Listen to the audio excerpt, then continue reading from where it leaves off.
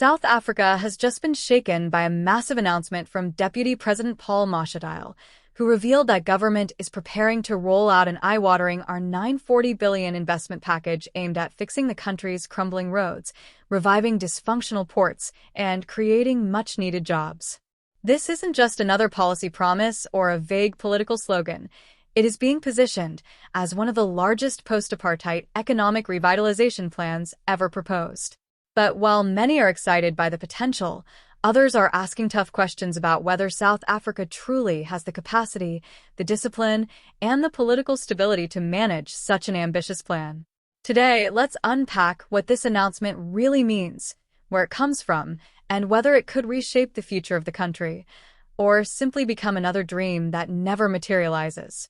To understand the weight of this announcement, we need to look back at how South Africa's infrastructure and job creation crisis reached this point. For years, the country has been plagued by collapsing road networks, potholes that destroy vehicles daily, and logistical nightmares at ports that have left exporters frustrated and foreign investors hesitant. Durban and Cape Town, once competitive ports, now suffer from endless backlogs, with containers sometimes waiting weeks to be processed.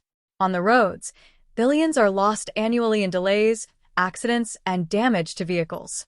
The problem has become so severe that business leaders have repeatedly warned that if government does not act urgently, South Africa could lose its competitive edge in global trade. Added to this is the broader jobs crisis, youth unemployment sitting at over 45% and overall unemployment hovering around 33%.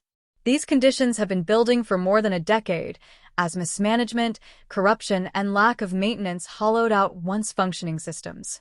The announcement of our R940 billion is meant to tackle all of these issues head-on, with Mashatile positioning it as a turning point. Government officials describe it as a multi-year program that will focus not only on patching up potholes and dredging harbors, but also on creating an entirely new infrastructure framework designed to boost the economy long-term. According to Mashatile, the plan is tied to unlocking investment opportunities, both local and foreign, while also directly addressing unemployment by creating thousands of jobs in construction, logistics, and related industries. On paper, it sounds transformative. A country whose economy has been limping could suddenly get a jolt of energy if the plan works as intended. Roads that are efficient, ports that flow without backlogs, and a labor market offering opportunities to young people would undoubtedly reshape South Africa's image and economic standing. But here's where the debate comes in. Many economists and analysts are skeptical. The number R940 billion is breathtaking, but people are asking, where will the money actually come from? South Africa is already grappling with a strained budget, massive debt levels, and credit ratings that discourage easy borrowing. Some argue that unless the private sector and international partners come in heavily, the state simply does not have the resources to fund this scale of development without cutting back in other areas like health, education, and policing. Others warn that South Africa's poor track record with large-scale projects raises serious red flags. Billions have been wasted in the past on projects that were either never completed or plagued by corruption scandals. Just think back to state capture, Eskom, or the countless road projects that ran over budget while service delivery lagged behind. If this R940 billion plan is not managed with extraordinary discipline, it could end up as another expensive disappointment. At the same time, there is strong support from business chambers and economic strategists who say that bold moves are exactly what South Africa needs right now. Incremental reforms have failed, and the scale of the crisis requires something massive, even if it carries risk. They argue that repairing and modernizing ports will immediately improve trade flows, making South African exports more competitive and encouraging new investment. For trucking and logistics companies, better roads would cut costs dramatically. For ordinary South Africans, new jobs, even if temporary in construction, could bring much-needed relief to households. The potential upside is huge, and supporters say failure to act boldly could be even more dangerous than overspending. Some even frame the plan as a do-or-die moment for South Africa's economy. Mashatile's timing is also politically important. The ANC has been under immense pressure after its worst election results in 2024, when it lost its outright majority and had to enter into coalitions. The public perception is that the party has failed on jobs and infrastructure for years, so this announcement might be as much about saving political credibility as it is about saving the economy. By putting such a big number on the table, Mashatile signals that government is listening and willing to take radical steps.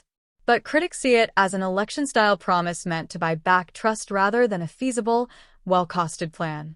Whether the ANC can actually deliver will likely shape not only the country's economic path, but also its political future. Looking ahead, there are a few possible scenarios.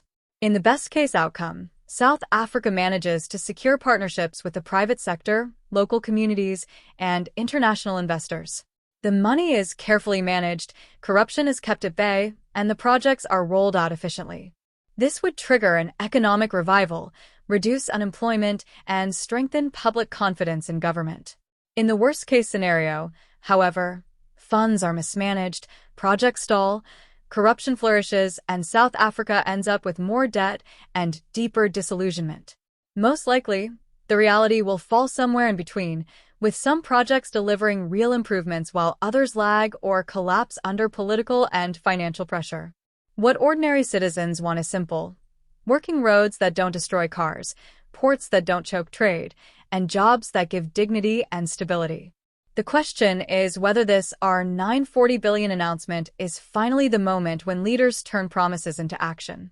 Mashatile has certainly dropped a bombshell, and South Africans are watching closely to see whether this will be the bold economic turnaround it is being sold as, or just another chapter in the long book of unfulfilled dreams. So, now I want to hear from you. Do you believe this massive R940 billion plan will work? Can South Africa really pull it off? Or is it too ambitious for a government that has struggled with delivery for years? Share your thoughts in the comments section, and let's have a real conversation about what this could mean for the country. And if you found this breakdown useful, make sure you hit the subscribe button and stay tuned, because we'll keep following stories like this closely to give you all the context and analysis you need.